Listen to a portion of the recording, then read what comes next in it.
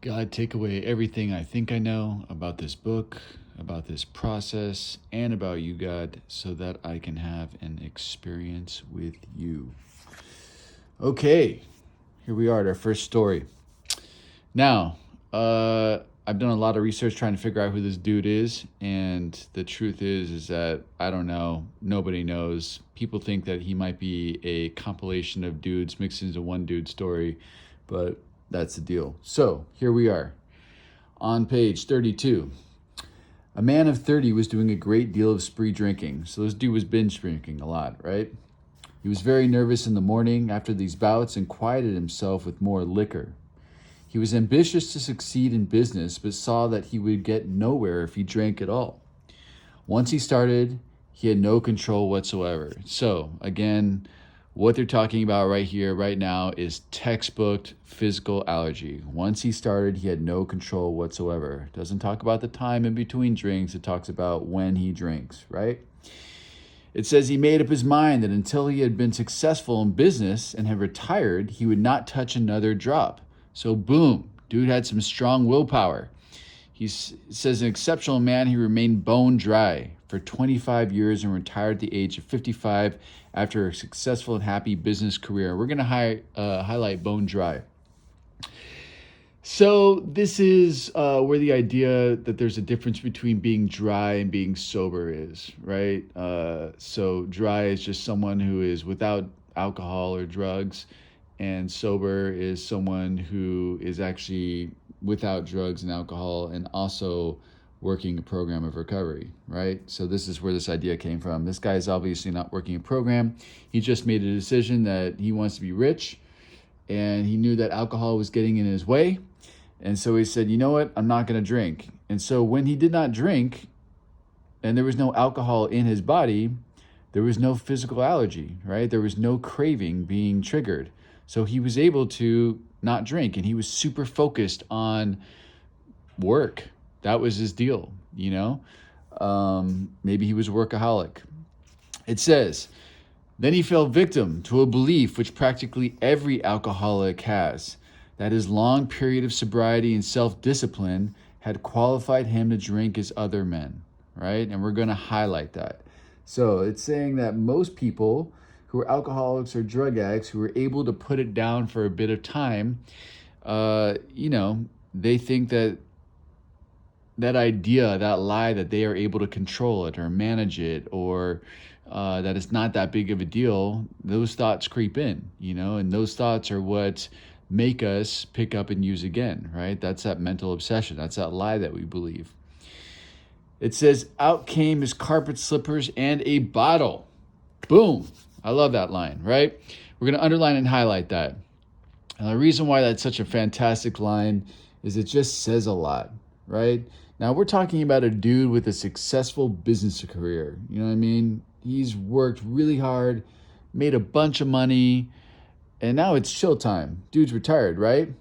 It doesn't say that he spent time with his family. It doesn't say that he traveled the world. It doesn't say that he hung out with his children or grandchildren. It doesn't say that he went on any adventures.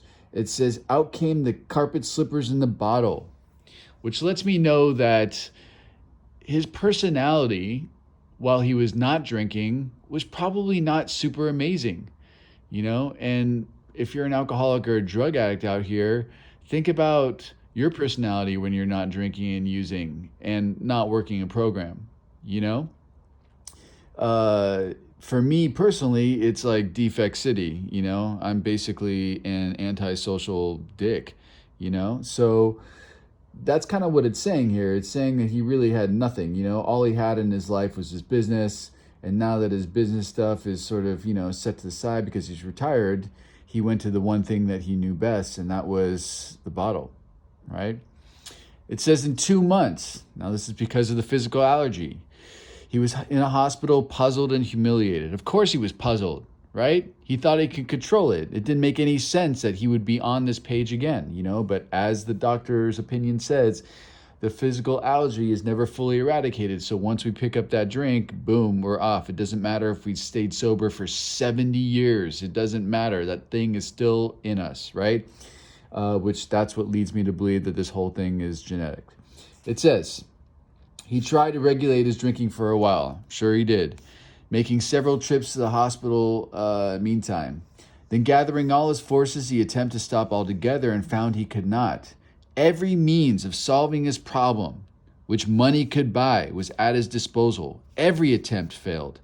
Though a robust man at retirement, he went to pieces quickly and was dead within 4 years. So in 4 years, the physical allergy took the dude out.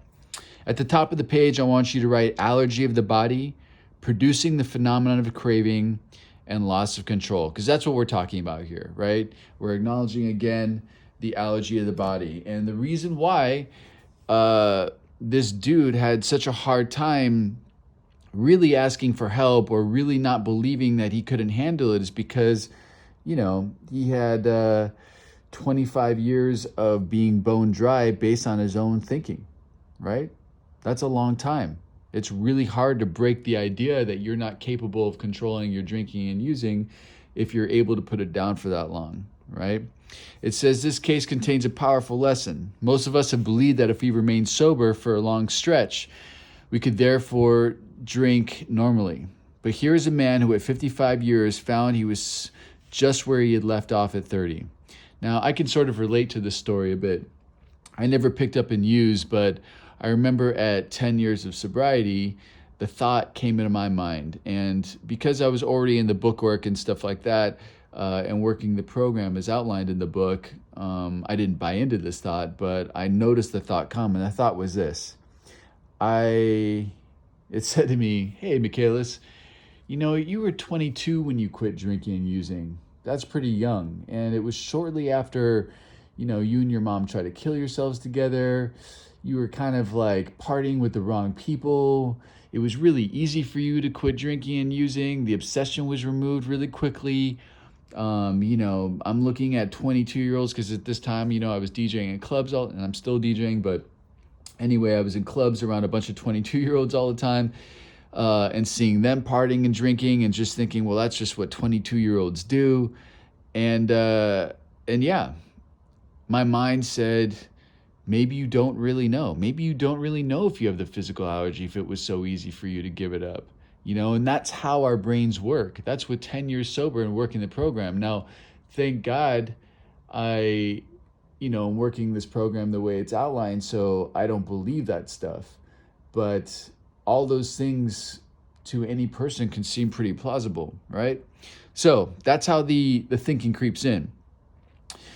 It says, we have seen the truth demonstrated again and again. Once an alcoholic, always an alcoholic. And we're going to highlight that. Again, that's the idea that men who have lost their legs, we never grow new ones, or you can't turn a pickle back into a cucumber. It says, commencing the drink after a period of sobriety, we are in short time as bad as ever. Then it says, if we are planning to stop drinking, there must be no reservation of any kind, nor any lurking notion that someday we will be immune to alcohol. We're going to cross out we are. We're going to cross out we. We're going to write I am. We're going to write I. We're going to circle must. We're going to underline and highlight this whole sentence. And we're going to write or drugs. So it reads, if I am planning to stop drinking, we're personalizing this. There must, okay? So that is not a suggestive word. There must be no reservation of any kind, nor any lurking notion that someday I will be immune to alcohol or drugs, okay? Because drugs is a part of this too. Now, the only way to guarantee that you're not going to have a lurking notion is to stay in the work, okay? Because if you don't stay in the work, you'll eventually buy into the idea that someday you're going to be able to manage your drinking and using again. We need that reminder. You know, that's part of the built-in forgetter. That's part of the mental obsession, the ability to believe a lie. That's just part of the, mental aspect of the disease of alcoholism and drug addiction. It says, young people may be encouraged by this man's experience to think that they can stop as he did on their own willpower.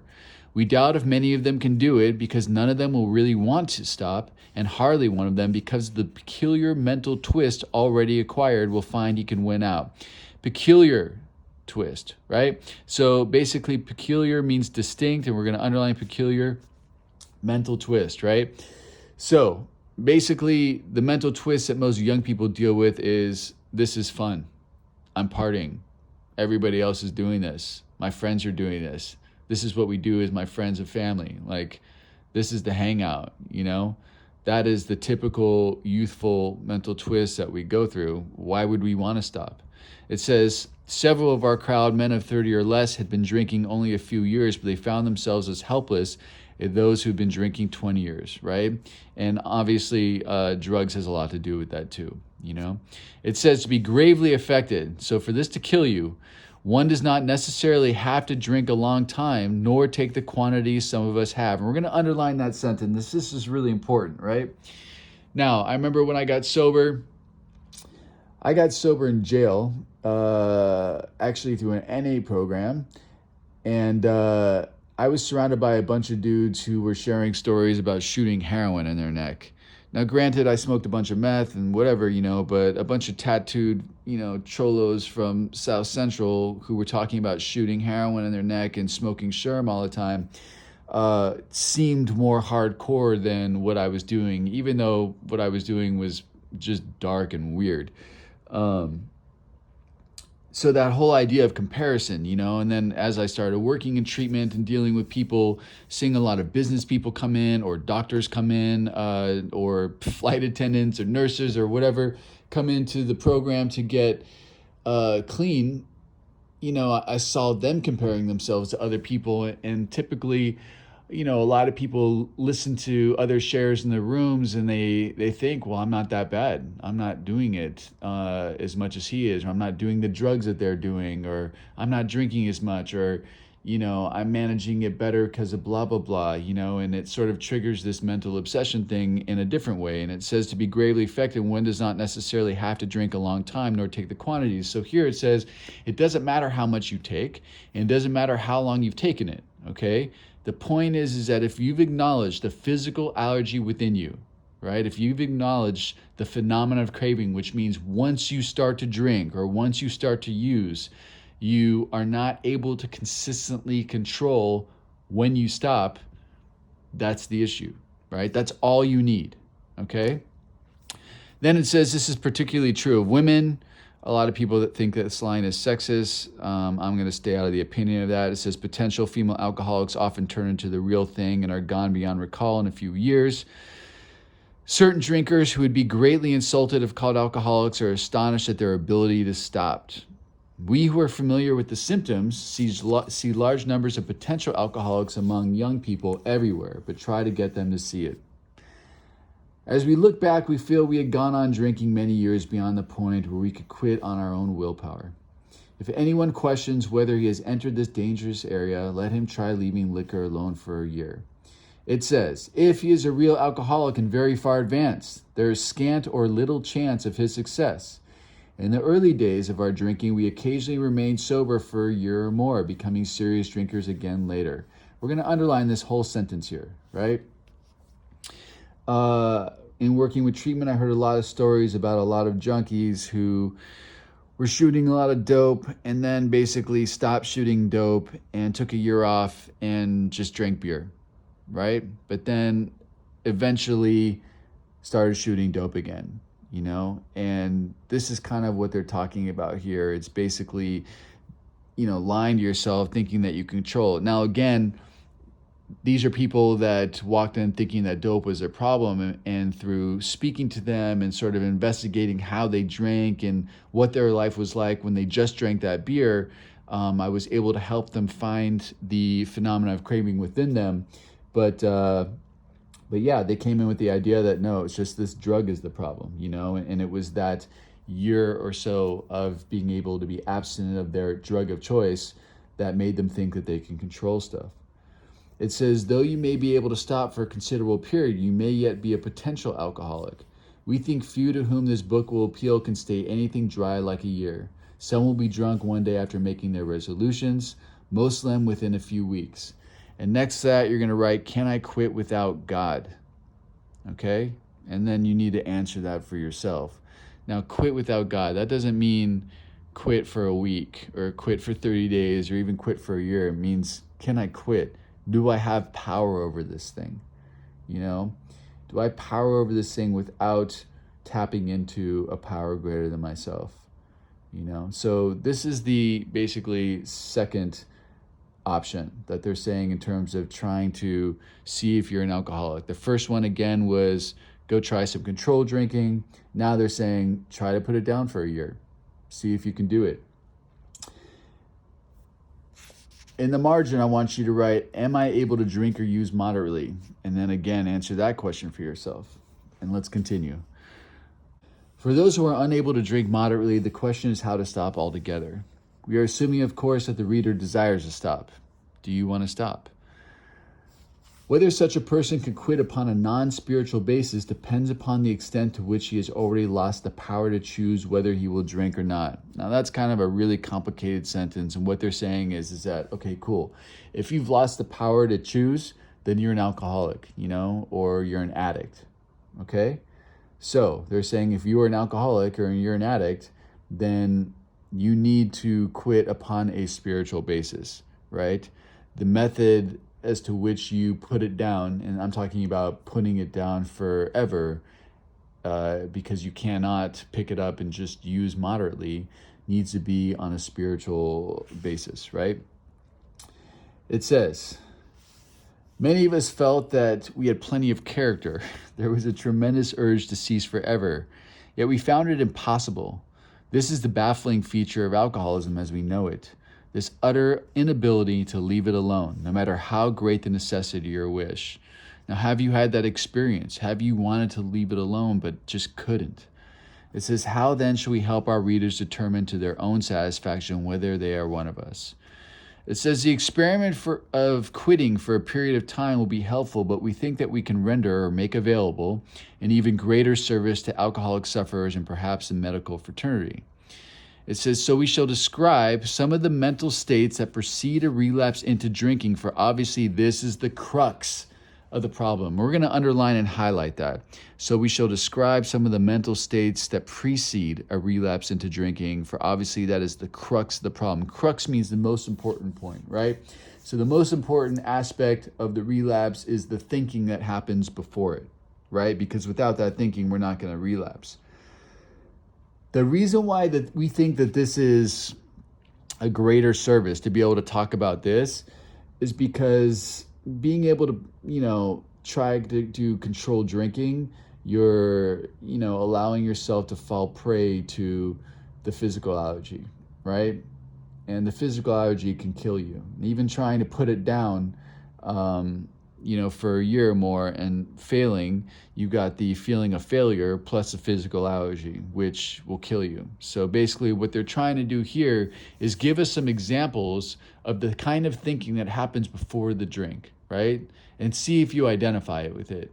And if you identify with it, then maybe you don't have to pick up that drink. Or maybe it'll make you be more aware of your thinking in the moment, because you think back to the book and you're like, oh, wow, yeah, I'm thinking like that story in the book right now. Maybe I need to talk to somebody, right? So it says, what sort of thinking dominates an alcoholic who repeats time after time the desperate experiment of the first drink? And I like that they talk about it being an experiment because, for some of us, that's really what we think it is. It says, friends who have reasoned with him after a spree or going on a run, which has brought him to the point of divorce or bankruptcy, are mystified when he walks directly into a saloon. Why does he? Of what is he thinking? So basically, we go out, we get high, we cause a bunch of damage, and our friends and family just look at us like, what are you thinking, bro? Like, you are out of your mind. Like, don't you see the connection between all the damage that you're causing for everybody and what you're doing? Duh. It says, our first example is a friend we call Jim. I think I just spit on my book. That's awesome. This man has a charming wife and family. He inherited a lucrative automobile agency. He had a commendable world record. He is a good salesman. Everybody likes him. He's an intelligent man, okay? Jim's the man, dude. He's got it all going on for him. He's got a charming wife. His family's cool. He's got a good business. He's making money. He's respecting the community. He's got a commendable world record. He's a great salesman. Dude's loved, right? It says, again, he is an intelligent man, normal so far as we can see, except for a nervous disposition. We're going to underline, except for a nervous disposition. So that means Jim's got some anxiety. Can you relate? Do you ever feel anxiety? Ask yourself that. Is your natural state one of someone who is anxious? It says he did no drinking until he was 35. Dude's a late bloomer. I had a roommate like this one time. It was really interesting to watch him. He was like 32 years old, never had a drink, never had a drug. And in like 2 years after, going out into the scene or whatever, he was the guy who was like laying in the gutter in Santa Monica Boulevard outside of 7969 at 6 a.m. Like dudes trying to wake him up, So this late spree drinking thing actually does happen, and it does mess people up. It says in a few years became so violent when intoxicated he had to be committed. On leaving the asylum, he came into contact with us. We told him what we knew of alcoholism, the answer we had found. So this dude, Jim, he got the information. He understood the phenomenon of craving. He understood the mental obsession, and he understood the spiritual malady, right? And he also understood the solutions to those things. He needed to go to meetings. He needed to take people through the book. He needed to go through the book himself. It says he made a beginning, all right? So he probably went to meetings. His family was reassembled. He got his life back, and he began to work as a salesman for the business he had lost through drinking. All went well for a time, but he failed to enlarge his spiritual life. Underline and highlight, failed to enlarge his spiritual life. Okay, what does that mean? Well, let's go back to page 14.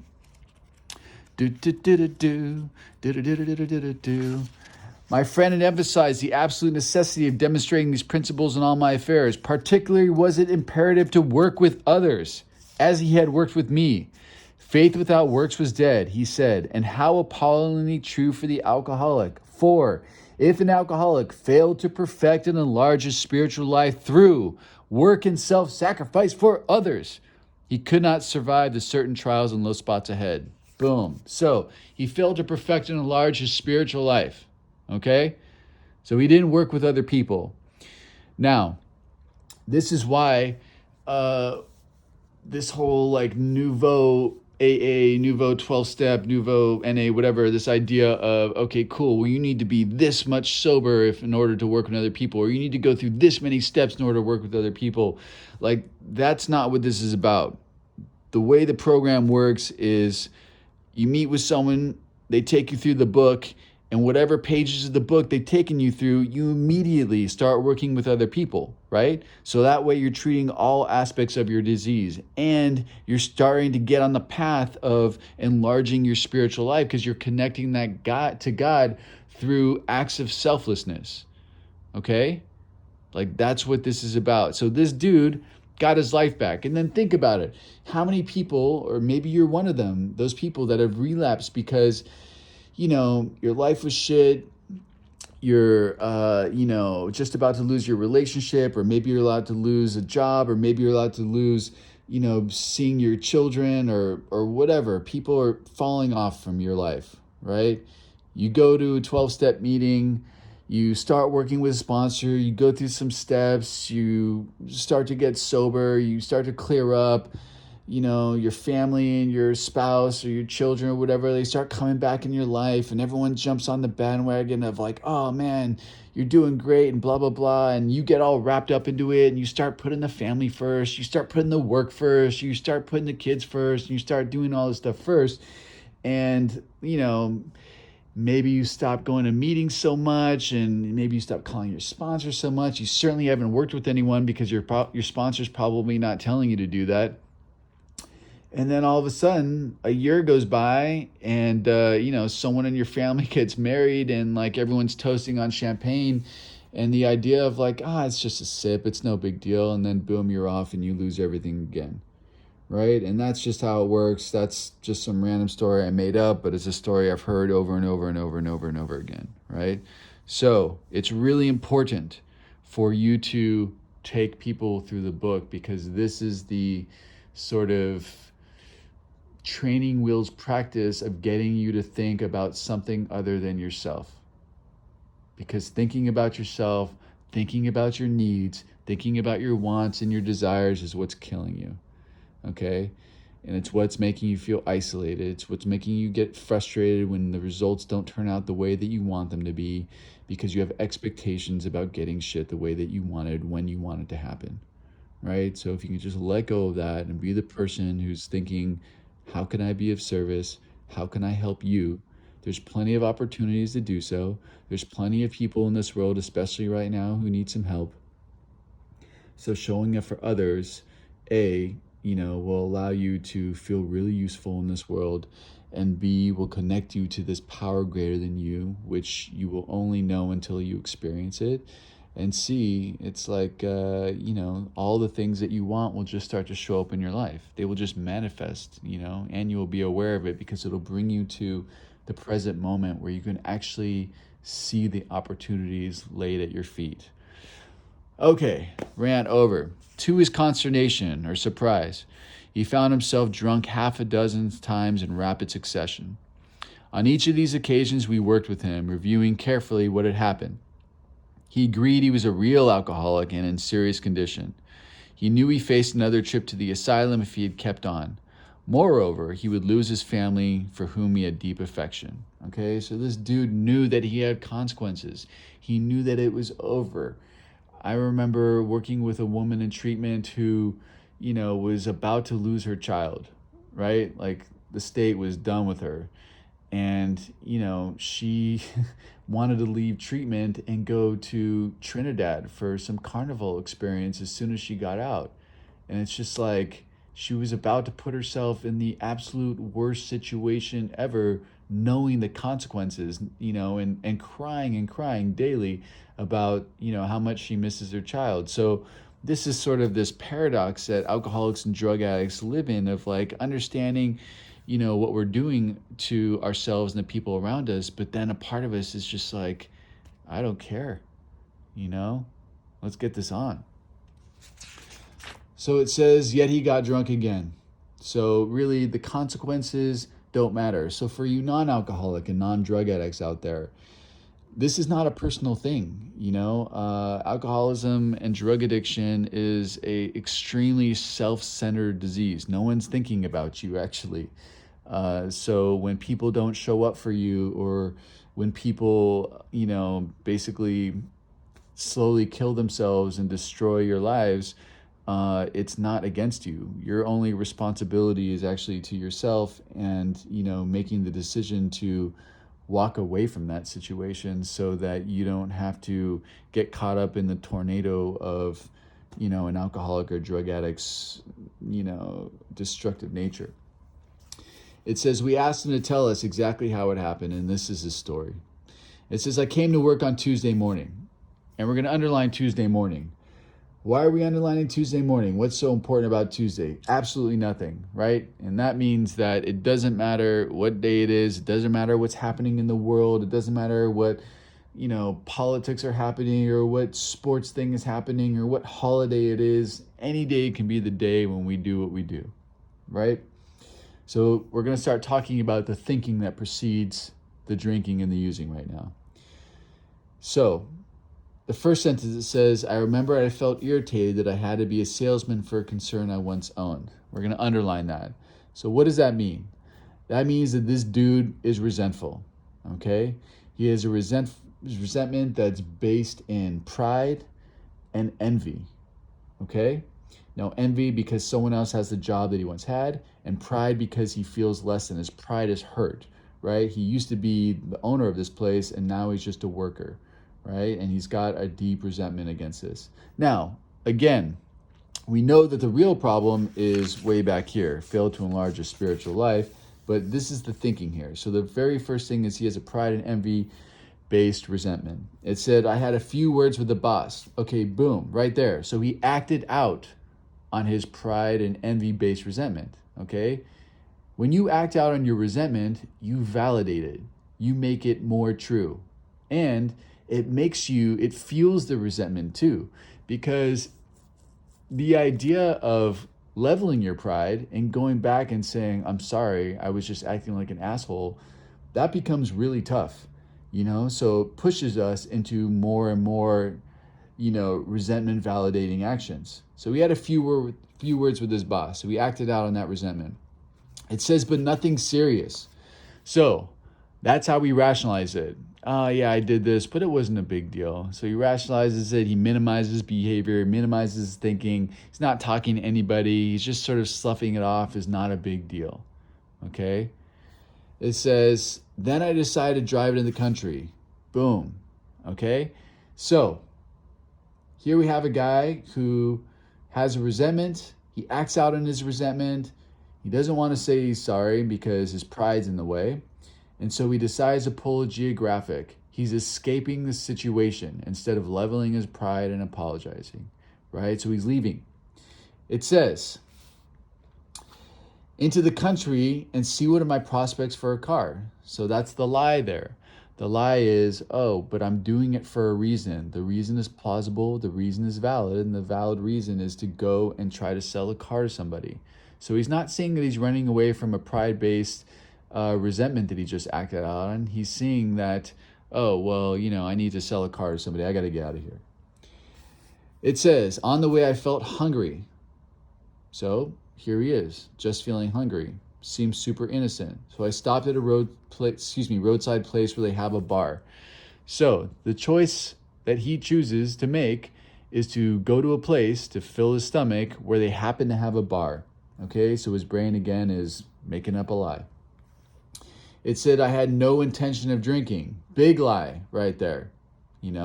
How many of you guys have relapsed with no intention of drinking or told yourself, I'll never drink again? Or how many of you are telling yourself, I'm not going to drink, I have no intention of drinking, but have never worked with anybody? Because if you don't do the work, and if you're not doing the work, then it doesn't matter what your intentions are. Okay, and we'll talk about that in a little bit. But it said, I just thought I would get a sandwich. Again, lie. I also had the notion I might find a customer for a car at this place. So he's like really putting it on thick on himself. He's definitely going to find a customer. This is the best decision for his life, to stop at this restaurant that happens to have a bar. He says, which I was familiar for. I'd been going to it for years. I'd eaten there many times during the months I was sober. So this is not just like any bar. This is like a safe bar. This is a bar where it's all good. He's been sober there before. There's no problem with it at all. It says I sat down at a table and ordered a sandwich and a glass of milk. Still no thought of drinking. Okay, cool. Dude's riding on his own personal power. It says I ordered another sandwich and decided to have another glass of milk. Okay, so what's that old saying? If you stay in the barbershop long enough, you're going to get a haircut. Now, his brain's not telling him he wants to drink. His brain's just like, yo, you hungry? You know what I mean? But just sit there long enough. Sit there long enough for you to think, for you to start doubting things, for my thoughts to start creeping in and start talking, whispering little evil things in your ears saying, oh, maybe it'll be okay and blah, blah, blah, blah, blah. So it says the truth is hazy, the lie is strong. So this is where it's just like, he has no idea what he's doing right now. It says, suddenly the thought crossed my mind, if I were to put an ounce of whiskey in my milk, it couldn't hurt me on a full stomach. Now, as a reader, typically, this is where most people are like, okay, cool, this guy is out of his mind, But in breaking down the story, you can see, the pride-based resentment, the acting out on the resentment, the running away from the situation, and every single lie that helped him minimize and justify every decision he made up until this point. Now, this point absolutely seems nuts, right? Putting whiskey in milk. Personally, actually, that sounds disgusting, but it says, I ordered a whiskey and poured it in the milk. It says, I vaguely sensed I was not being any too smart, but felt reassured as I was taking the whiskey on a full stomach. Now, this is the first moment where he questioned his own actions, okay? So it took him pouring whiskey into milk to vaguely sense it wasn't so smart. So that's how wrapped up in the lie he is, right? So the initial lie, of course, that he's telling himself is that I don't need to do what everyone else needs to do to stay sober, right? He failed to perfect and enlarge his spiritual life. That is always the original lie. And then when you don't do that action, it ends you up in a situation like this. It says the experiment went so well that I ordered another whiskey and poured it into more milk. That didn't seem to bother me, so I tried another, okay? So here the phenomenon of craving has been triggered, and dude doesn't even know it. It says the lie is strong, the truth is hazy. It says thus started one more, by the way, we're writing that, Thus started one more journey to the asylum for Jim. And the reason why he has another journey to the asylum is because of the physical allergy. As soon as he put that whiskey into his body, it triggered the phenomenon of craving, which led to more whiskey, which led to more whiskey, which led to, what he always does. It says here was the threat of commitment, the loss of family and position, to say nothing of the intense mental and physical suffering which drinking always caused him. He had much knowledge about himself as an alcoholic, but it did not matter. Yet for all reasons for not drinking were easily pushed aside in favor of the foolish idea that he could take whiskey if only he mixed it with milk, right? So a couple of things here. One, consequences are out the door. He does not care about them. Two, all the knowledge he had about, himself as an alcoholic, they didn't mean anything, okay? It says, whatever the precise definition of the word may be, we call this plain insanity. How can such a lack of proportion of the ability to think straight be called anything else? And we're going to underline and highlight this little paragraph. So the big book defines insanity as a lack of proportion of the ability to think straight, right? Now, a lot of people in the fellowship say, insanity is doing the same thing over and over again, expecting a different result. Both things work. It says, you may think this is an extreme case. To us, it is not far-fetched, for this kind of thinking has been characteristic of every single one of us. We have sometimes reflected more than Jim did upon the consequences, but there was always that curious mental phenomenon that paralleled our sound reasoning, that parallel with our sound reasoning, there inevitably ran some insane trivial idea for taking the first drink. Trivial meaning meaningless. So this is kind of how it works, right? So you have your sound reasoning. Now your sound reasoning's getting you up in the morning. It's telling you to brush your teeth. It's telling you to drive your car. It's telling you to go to a meeting. It's telling you to show up for work. It's telling you to be kind to people, blah, blah, blah, blah, blah. You're just functioning the reasoning, right?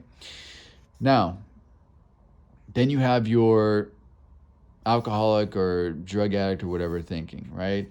So it's as you get up, it's like, oh, you're kind of a piece of shit, or, it's as you brush your teeth, I have to pay all these bills, I'm never going to be able to pay that stuff. It's as you go to the meeting, everyone's judging me here, I'm not talking to enough people, blah, blah, blah.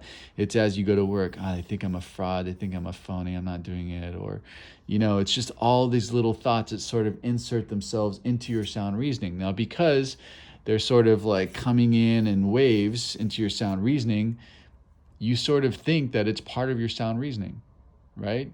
It's all these little stories that you write in your head, and it just runs parallel. And eventually what happens is that these thoughts weave more and more and more and more and more, right? Until your sound reasoning and your alcoholic or drug addict thinking just become one. And then all of a sudden your alcoholic thinking, your drug addict thinking takes over your sound reasoning, right? And then before you know it, you're believing the lie so much that it just creeps in, and boom, here you are. It suggests that, maybe I can take a drink or do some drugs again and it'll work this time, and that's how it works, right? And this is why when you're new, it's really important to run your thinking by people. It's important to run your decisions by people, your plans by people, your designs by people. Just grab a good support group that is committed to helping you have a spiritual experience, your God-powered personality change, to run your thinking by. Super important. It says, our sound reasoning failed to hold us in check. The insane idea won out. We're going to highlight these two sentences, and that's how that happens, right? It just overpowers us before we know it. It says, next day we could ask ourselves in all earnest and sincerity how it could ever happen, and that's the big question. Like, why did I drink? Why did I get high? How did I do this? How did I let all these people down? I know that I'm a drug addict. I know I'm an alcoholic. What is the matter with me? So all those questions kind of rush in. It says, in some circumstances, we have gone out deliberately to get drunk, feeling ourselves justified by nervousness, anger, worry, depression, jealousy, or the like. Now we're going to underline this whole sentence, right? Now, what this is telling you is that if you are feeling nervous, if you are feeling angry, if you are feeling worried, depressed, jealous, any of those kind of feelings, you need to be talking to someone. This is when you don't take any action. This is when you don't have to do anything, right? This is when it's really good to show up for other people, and it's really good to run your plans and your decisions, your thinking by other people. Those are the red flags, right? Those feelings, okay? Because when you start acting out on those feelings, that's when you start validating them. When you start validating them, that's when you start believing them. When you believe it, that's it. That's where you're putting yourself in a very dangerous position. It says, but even in this type of beginning, we are obliged to admit that our justification for a spree was insanely insufficient in the light of what always happens. So, no matter what justification we have, someone cheated on us, or somebody died, or, we're worried about the outcome of something or whatever we think is a reason enough for drinking and using, it's never in balance with the consequences of our drinking and using. Okay? It says, we now see that when we began to drink deliberately or intentionally instead of casually, there was little serious or effective thought during the period of premeditation of what the terrific consequences might be. So basically, we don't think at all of the consequences. It says our behavior is as absurd and incomprehensible, absurd mean lacking in reason, with respect to the first drink as that of an individual with a passion, say, for jaywalking. He gets a thrill out of skipping in front of fast-moving vehicles. So now they're comparing alcoholism and drug addiction to someone who is addicted to jaywalking. And the comparison you'll see what they're talking about. It says he enjoys himself for a few years in spite of friendly warnings. Up to this point, you will label him as a foolish chap having queer ideas of fun. Luck then deserts him, and he is slightly injured several times in succession. You would expect him, if you were normal, to cut it out. Presently, he is hit again, and this time has a fractured skull. Within a week, after leaving the hospital, a fast-moving trolley breaks his arm. He tells you he has decided to stop jaywalking for good, but in a few weeks, he breaks both legs.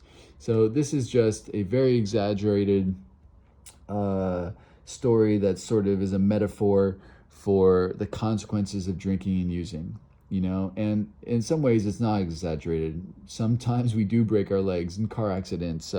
Sometimes, worse things happen to us. We OD and die and then get brought back to life.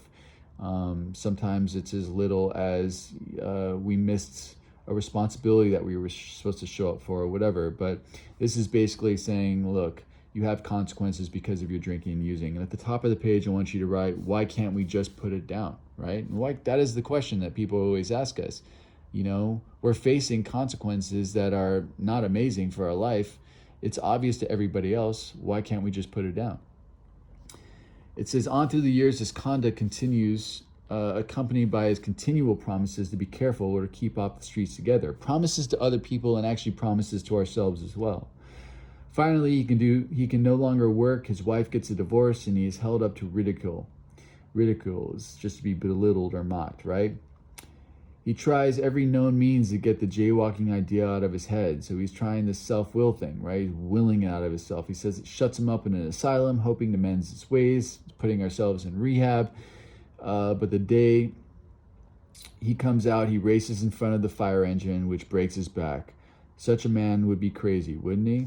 And this is, basically talking about the people that go into treatment or sober livings or, do these retreats with the intention of wanting to put it down. And then as soon as they get out or a few months later, they're out again and they don't know how it happened, right? And people around them are just like, yo, what's the matter with you, bro? It says, you may think our illustration is too ridiculous, but is it?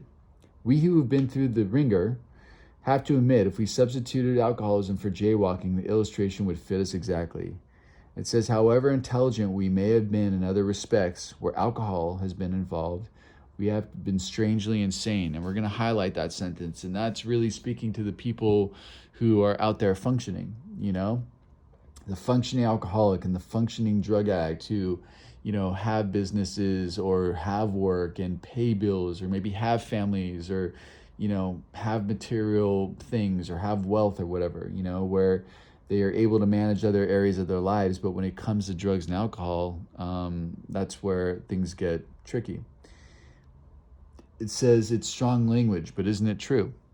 Some of you are thinking, yes, what you tell us is true, but it doesn't fully apply. We admit we have some of the symptoms, but we have not gone to the extreme some of you fellows did, nor are we likely to, for we understand ourselves so well after what you have told us that such things cannot happen again. And that happens with people coming out of treatment so many times, right? They go to treatment, it's intensive. They do 30, maybe they extend to 60 or 90 days. They put 3 months of their life on hold, which actually in reality is a total drop in the bucket. And they're inundated with groups and group therapy. They're inundated with one-on-one therapy. They're inundated with yoga selections, and they're doing step workbooks, and they're doing all kinds of stuff. They're going to meetings, they're sharing at meetings, and blah, blah, blah, blah, blah.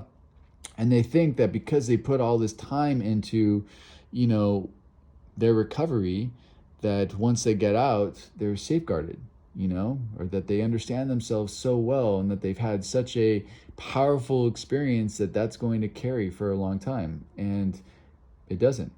It says we have not lost everything in life through drinking, and we certainly do not intend to. And that speaks to the people who still have stuff, So if you still have stuff, and you're taking the credit for the stuff that you have, then what that's saying is that you still think that you've got some game, right? That you can still work the system a little bit. And the system I mean is being able to manage and control your drinking. So if you're in that place, it's going to be really hard for you to humble yourself to say, I don't have this.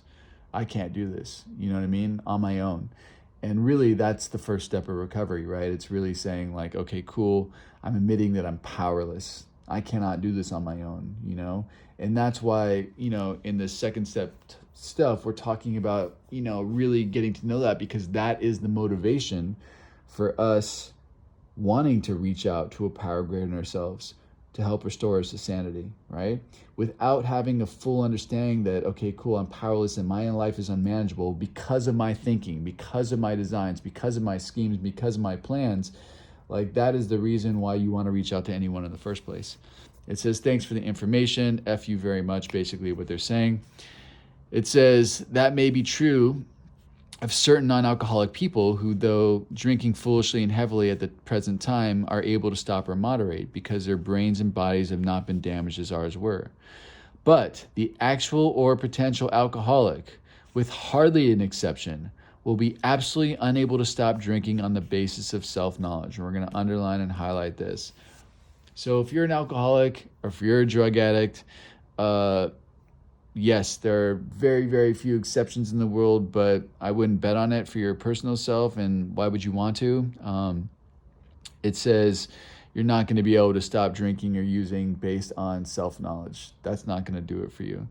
It says, this is the point we wish to emphasize and re-emphasize, to smash home upon our alcoholic readers as it has been revealed to us out of bitter experience. So the experience, of course, is going through a life of relapse, going through the life of, the humiliation, the defeat, the feelings of failure that's associated with relapse, on top of all the dark places that we go to, on top of the potentiality of dying, on top of, just everything, having to be basically what feels probably humiliating to stand up as a newcomer, blah, blah, blah, all that stuff like that, right? That is the bitter experience that we're trying to keep people from having to experience by smashing home the idea that, self-knowledge is not going to do this for you, right? You need to do more.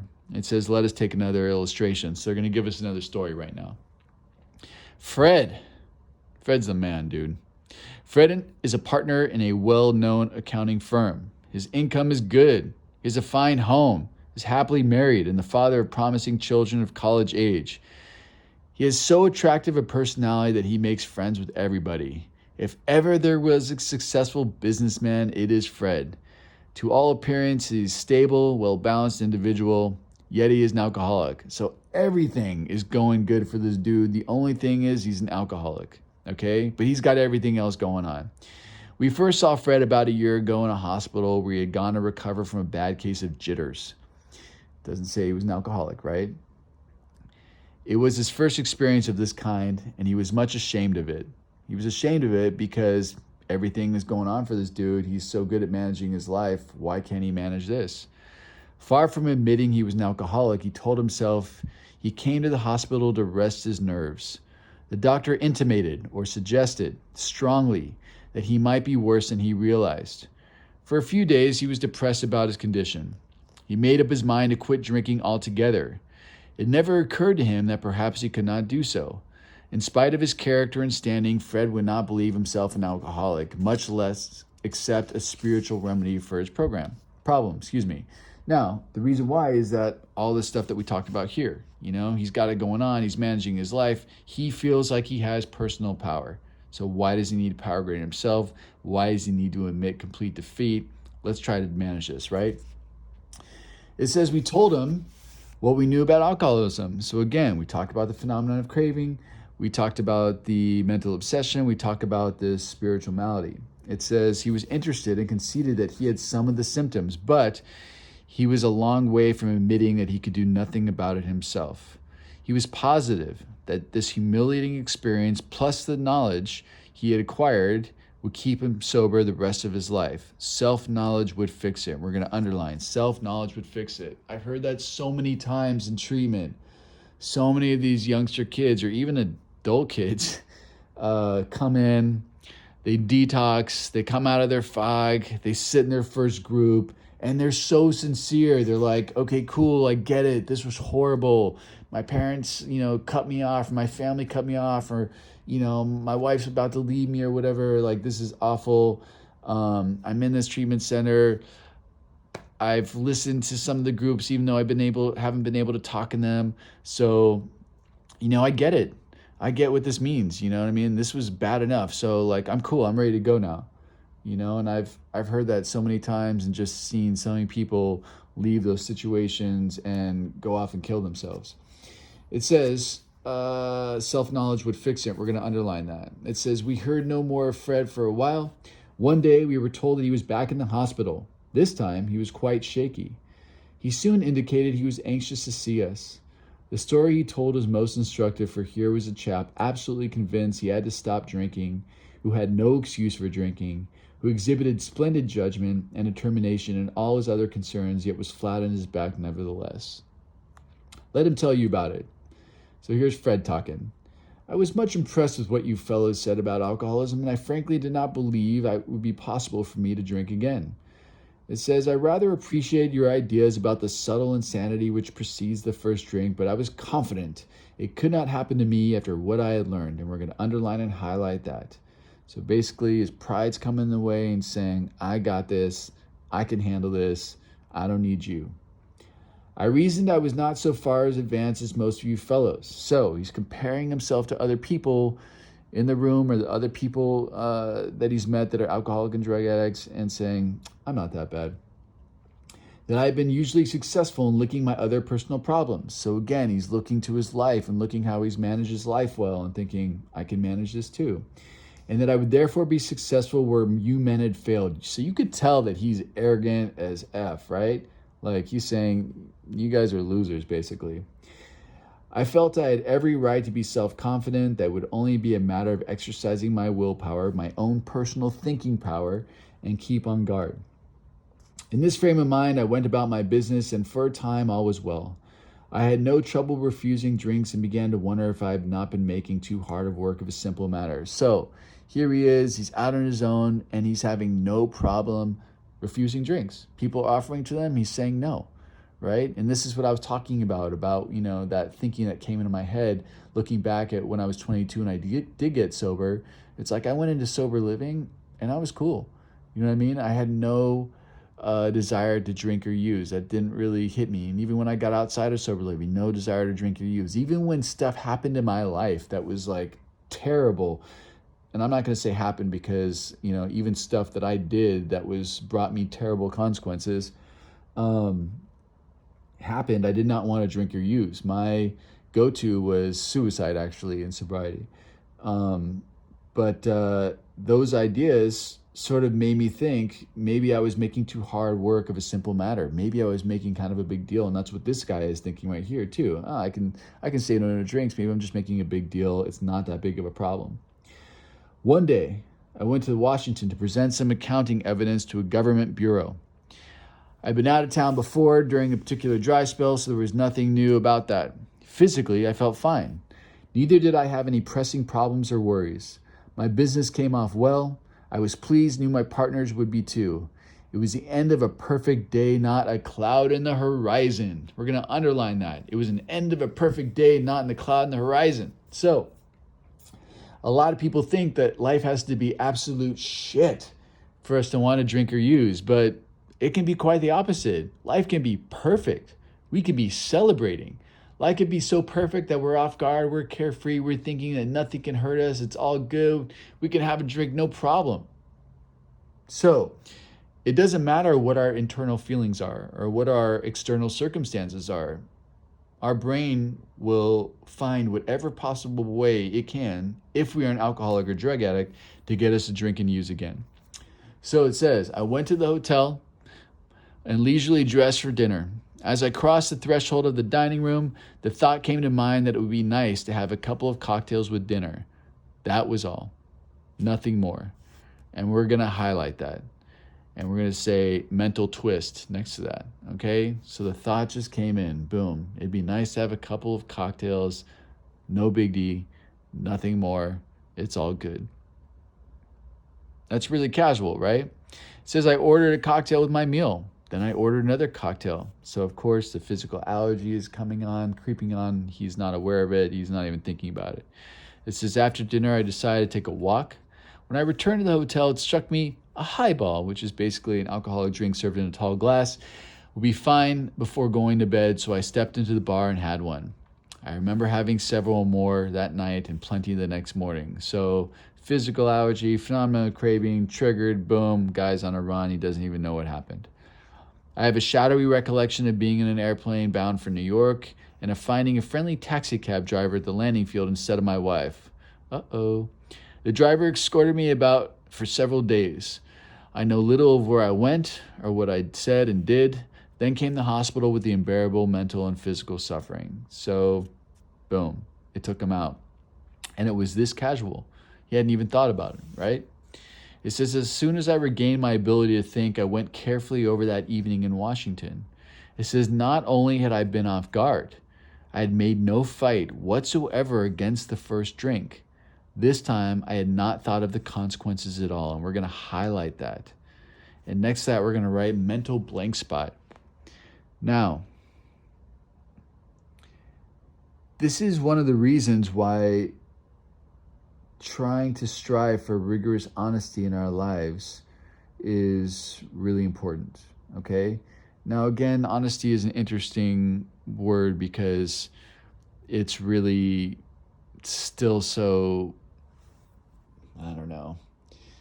I'm not really sure what honesty is these days because it's all a matter of perspective. What my truth is might be someone else's truth, but it might differ from someone else's truth.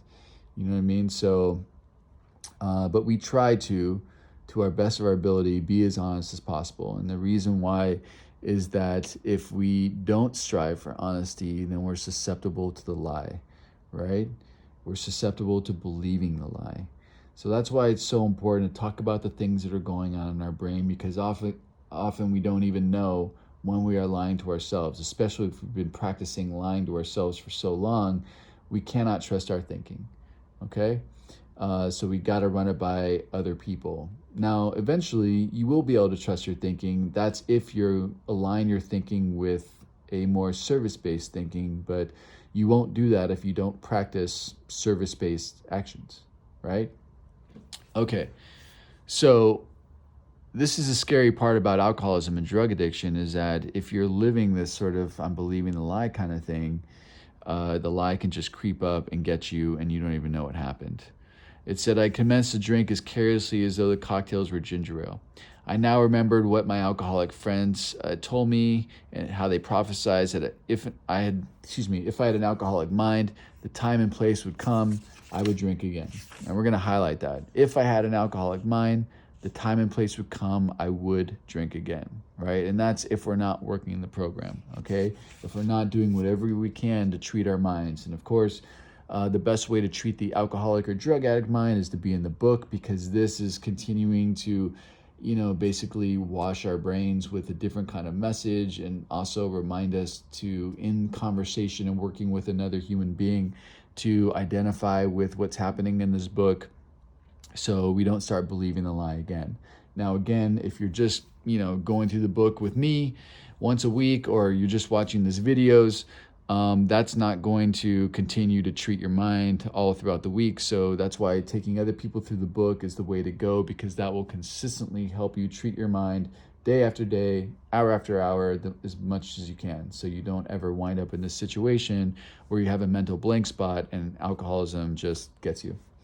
It says, they said that though I did raise a defense, it would one day give way before some trivial reason for having a drink. And we're going to underline that. And what reason was there for him? And that's why it was trivial.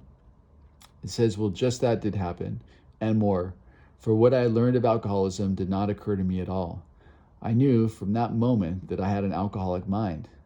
It said, I saw that willpower and self-knowledge would not help in those strange mental blank spots. We're going to underline and highlight that. So willpower, your thinking, your ability to manage stuff with your thinking and your decisions. And also self-knowledge, that's not going to help you. It says, I'd never been able to understand people who said that a problem had them helplessly defeated. I knew then it was a crushing blow. And we're going to highlight the sentence, right? So truthfully, when I got sober, I did not really identify with this so much. I mean, I knew that my thinking was off because I had people in a sober living basically telling me I was full of shit every day, right? So I knew that was definitely a problem. But in terms of wanting to stop a can or feeling so defeated or so powerless, like that didn't really happen for me, or I wasn't aware of that experience until I was, 5 years, 6 years sober, when, some of my sexual stuff was really coming out, and I was like, cheating on a bunch of people and wanting to stop but can't, and wasn't able to stay faithful and blah, blah, blah. And, being in those situations where I was in a relationship and I'd be out and I would tell myself I don't want to cheat, and I want to be a good person, I want to show up for this person, be faithful. And then all of a sudden I would connect with my eyes with some girl, I'd find her attractive, and I would do that thing where that connection happens, and I'd say oh, it's not a big deal, I'm not going to do this, blah blah blah. And then all of a sudden we'd wind up talking somehow, and I'm not going to do anything serious right now, this is still not a big deal. And then all of a sudden I have her number, so I'm not going to call her, blah blah blah. And then one day I'm feeling bored, I'm oh, I'm going to text her, and it's not going to be a big deal, I'm just saying hi, and get that little high from the validation. And then all of a sudden, she'll invite me over, and I say I'm going to go there, okay, cool, but I'm just going to say hi, I'm not going to stay long, and I'm not going to do anything. And before you know it, the whole time I'm driving there, I'm thinking, okay, I'm not going to cheat on her, I'm not going to have sex with this woman, blah, blah, blah. And boom, I'm at that door. And then before you know it, I'm in a situation that I promised myself I would never be in again, right? And that was over and over and over and over again in sobriety, having me feeling hopelessly defeated.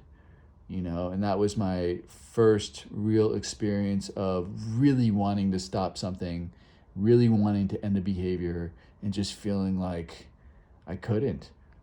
All my mental intention was drive me in one direction, but my actions were just the total opposite. And the kind of loneliness and just hopelessness that made me feel was epically horrible. And the damage that I caused to other people's lives, was just awful, So that was a rough experience for me in sobriety.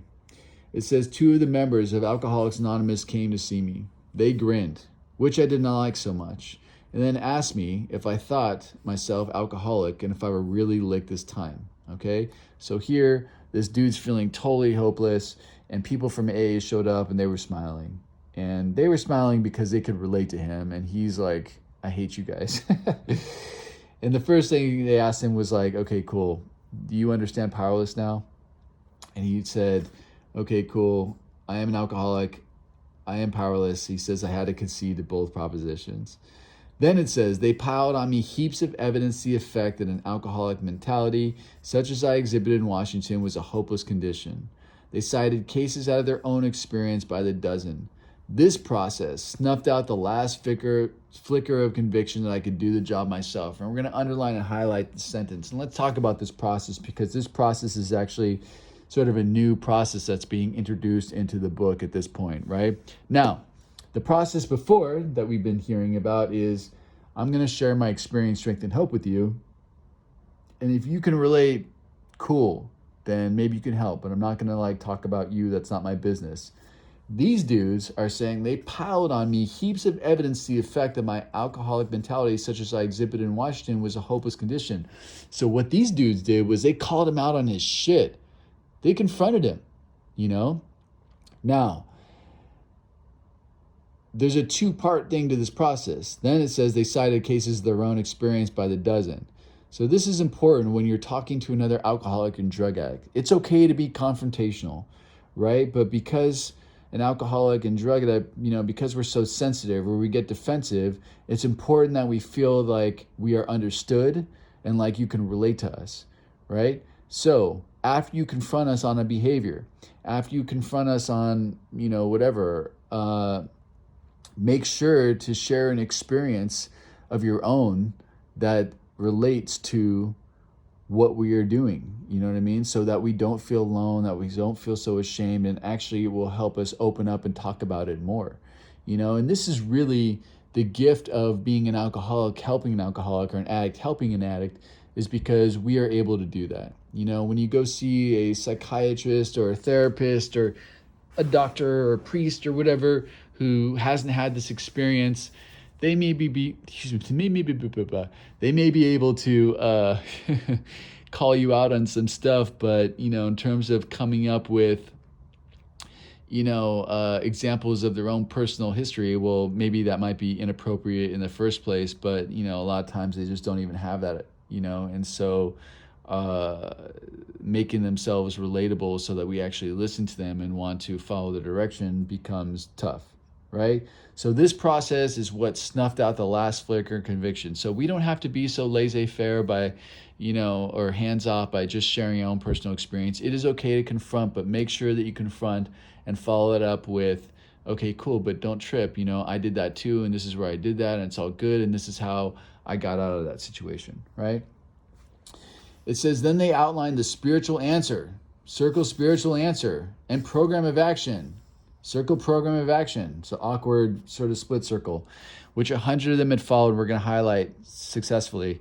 We're going to highlight this whole sentence, right? So the spiritual answer, of course, is to develop a relationship with a power greater than you. Program of action, of course, is being of service to other people, right? And that's how we develop that relationship with a power greater than us, okay? It says, though I'd only been a nominal churchman, their proposals were not intellectually hard to swallow. But the program of action, we're going to underline program of action, though entirely sensible, was pretty drastic. We're going to underline pretty drastic. Okay, cool. So this is why the program of action is sensible. Our problem is self-centeredness, right? Very simple. The contrary action to self-centeredness is being selfless. So it's very sensible to combat your problem with the solution that's the opposite of what it is, right? Now, it's also drastic. And what that means is that selfless in terms of basically in every moment that you are walking around this earth and awake, dedicating your life to wanting to help others, to wanting to be a blessing to every situation, to wanting to think about other people's needs instead of your own. Now, that's not what society is telling us to do. I mean, you can look at our situation this moment with the coronavirus and blah, blah, blah, it's going on in this world, and you're looking in grocery stores and you're seeing people hoarding toilet paper and blah. I mean, everyone's out for themselves. Selfishness is just, run rampant. People aren't thinking about other people. And of course, that's a generalization, but you get what I'm saying. So it's not normal for people to think like that. People are more about self-preservation and self-propulsion. So that's why it's drastic. It's a drastic change, because basically we're taught that in order to survive, we need to worry about ourselves and take care of ourselves, but what they don't tell us is that the best way to take care of ourselves is to take care of each other. And that may seem totally crazy, but I found through personal experience that it's the truth, and that's basically defining what taking care of myself is I'm living a life that's happy. I'm living a life that's full. I'm living a life of abundance, of opportunity, and I don't worry about stuff, and I'm always taken care of. So that's the kind of life I live. I focus on helping others and just let the universe do the rest. And it's that simple, and it's working. So, and it's worked for a lot of other people, not just me. So I'm not like some weird anomaly. It says it meant I would have to throw several lifelong conceptions out the window. Lifelong conceptions meaning I need to take care of me. No one else is going to take care of me. It says that was not easy, but the moment I made up my mind to go through with the process, now we're going to circle and highlight process. Now, this did not come to me immediately, okay? For many years of my sobriety, I was looking out for me. I was trying to manage me. I was trying to take care of me. I was trying to get ahead for me, blah, blah, blah, blah, blah. Well, not really totally understanding the degree of my self-centeredness or how to really combat it, and still doing the actions of what the program was sort of telling me to do, but not really understanding why. But, it took a while to find someone to take me through this process, and then it was a process for me to get to where I was today, which is 10 years of working this book diligently with people pretty much every day, or multiple people a day, and that's why I believe in this process so much, is because it works. But I didn't get to this place when I first started. Even going through the book itself was challenging for me in the beginning. I wasn't this, you know, wasn't this knowledgeable about it. I wasn't as comfortable talking about these things. I didn't see a lot of the things that I see now in the book today that I did when I first started it. I didn't really understand what being in the moment was. I didn't really understand what being the light of God was. All this stuff was a process over time. Now, taking people through the book and doing the work on blind faith was the catalyst to me being able to understand and actually apply those concepts to my life, but they didn't happen immediately. So if you're not feeling them right away, and if you haven't felt them in sobriety at all, and you haven't done this process yet, it's all good. But you will not feel it if you don't do the work, period. But also have some grace for yourself and understand that God sees neither time nor limitation, again, referring to that line in Bill's story about there's no limit as to how far we can grow, and there's also no time frame. So to judge where we're at is a waste of time. And what I mean by judging where we're at is getting caught up in the idea of I'm this sober, so I should be at this place. Forget about all that. You're exactly where you're supposed to be right now in this very moment. It said, I had the curious feeling that my alcoholic addiction was relieved, as in fact it proved to be. Quite as important was the discovery that spiritual principles would solve all my problems. And we're going to circle and highlight that, okay? Now, this is the truth, and we'll talk more about this at step 6 and 7. So step 6 and 7 are really basically the steps where we've just illuminated what our defects of character are. We're ready to have God remove them. We're asking God to remove those defects of character and our shortcomings, right? Now, spiritual principle, they're all based in selflessness, right? So if we're breaking down our defects into the 7 deadly sins, and again, I'm going to repeat this in more depth down the line, our pride, anger, gluttony, sloth, greed, envy, and lust, all that stuff is pretty self-centered. Pride is basically thinking you're better than other people or less than other people, or imposing your will about how you think things should be. It's all that stuff like that. Anger typically runs down to judgment towards other people, where you're the self-centeredness of that stuff. Envy is where you don't think that you are where you should be at. You should be where someone else is. Gluttony is wanting more than what's due to you. Greed is financially wanting what's more than it's due to you. Stealing to take care of you, feeling like you don't have enough, blah blah blah, this and that. Lust is basically just chasing sexual desires for your own personal gratification. Maybe you dress them up as romance, but really it's not about that. It's definitely not about love, and we'll talk about love down the line too. And sloth, laziness, so all those things have a basis in selfishness and self-centeredness, right?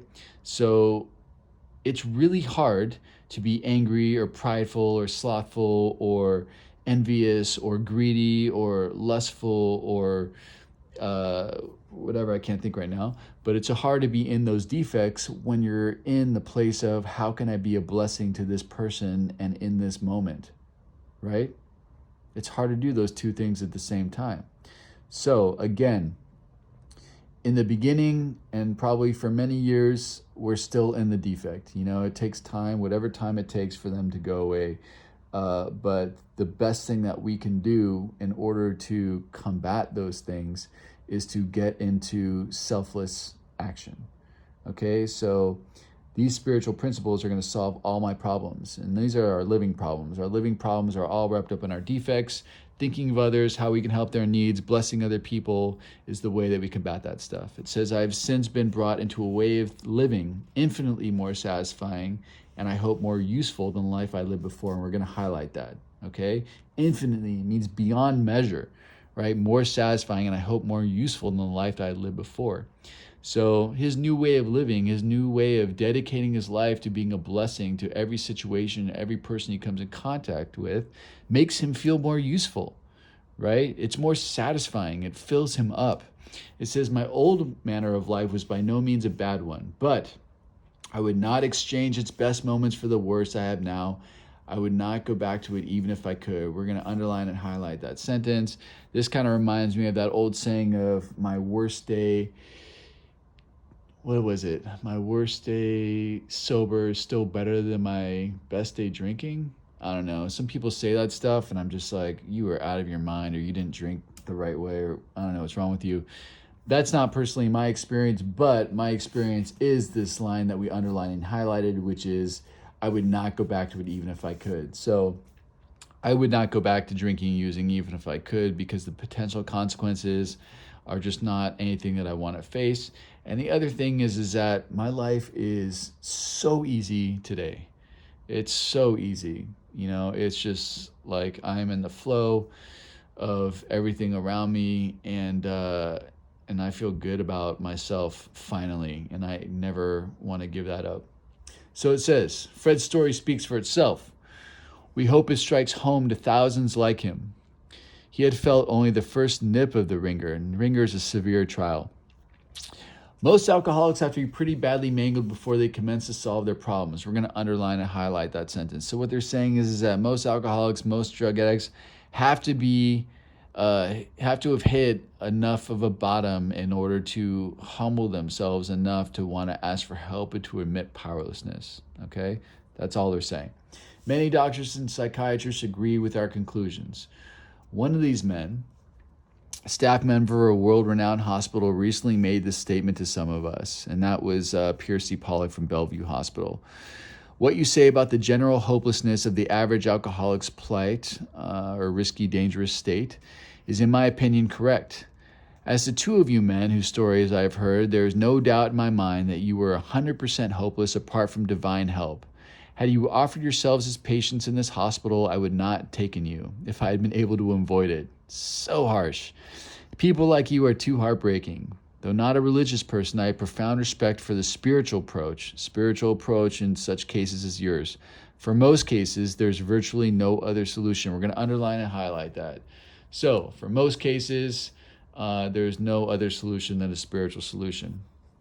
It says once more, the alcoholic at certain times has no effective mental defense against the first drink. Except in a few rare cases, neither he or any other human being can provide such a defense. His defense must come from a higher power. We're going to underline this whole bottom part. You're going to triple underline higher power. Now, some of you may kind of hold on to this idea of except in a few rare cases, but in those situations, check out the consequences of your actions, check out what you put yourself through, and ask yourself, am I willing to gamble that?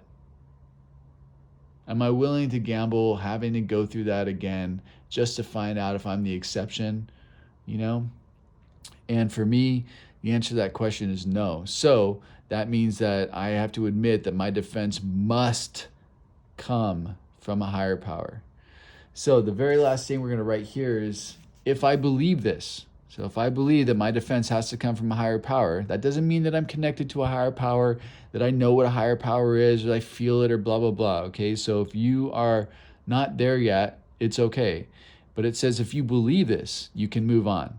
Okay, and that's basically if you believe it based on the idea that you believe that you, based on your own willpower and your own knowledge, are powerless. It says if I don't, I probably have some reservation, which means that you still think you got some game. Now, then you're going to write, I believe, I receive, I'm healed. So I believe that there's a higher power and that my defense may come from it. I receive the power from the higher power, and boom, I'm healed. So what we're writing is, if I believe this, I can move on. If I don't, I probably have some reservation. I believe, I receive, I'm healed. If I believe this, I can move on. If I don't, I probably have some reservation. I believe, I receive, I'm healed. Stay safe, everybody. Hope you have a good night or day or whatever. I'll talk to you soon.